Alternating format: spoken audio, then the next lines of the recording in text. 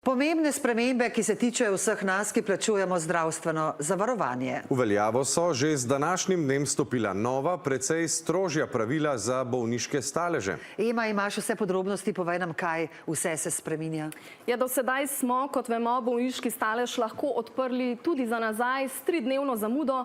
Odslej bomo, ko zbolimo, zdravnika morali obvestiti še isti dan oziroma na prvi delovni dan ambulante. Izjema je le ena, in sicer, če je zavarovan v bolnišnici ali na zdraviliškem zdravljenju. V tem primeru lahko odsotnost sporoči, seveda šele, ko se vrne domov. Dobro, kaj pa, če se na to pozabi? Ja, lahko za tistih nekaj dni celo ostanemo brez nadomestila plače. In še nekaj izjemno pomembnih sprememb, ki se tičejo pregleda pri osebnem zdravniku. Odslej bodo obvezni. Morali ga bomo opraviti najkasneje 4. dan bolniškega staleža. Pri osebnem zdravniku pa se bomo morali oglasiti tudi, če smo zboleli več kot 2-krat v obdobju 3 mesecev. Poglejmo izjavo.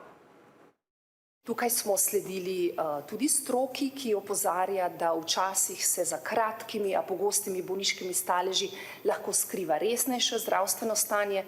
Skratka, če bo nekdo v zadnjih 3 mesecih več kot 2-krat odsoten, pa čeprav je šlo za krajšo bolniško odsotnost, bo potem v nadaljevanju potreben osebni pregled.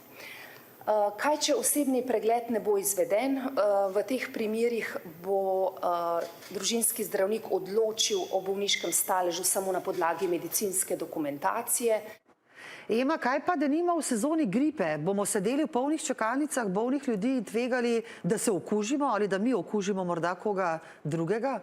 Ja, gripa, covid, trebušne viroze, ko bodo razsajale nalezljive bolezni, bo zadostovala obravnava na daljavo.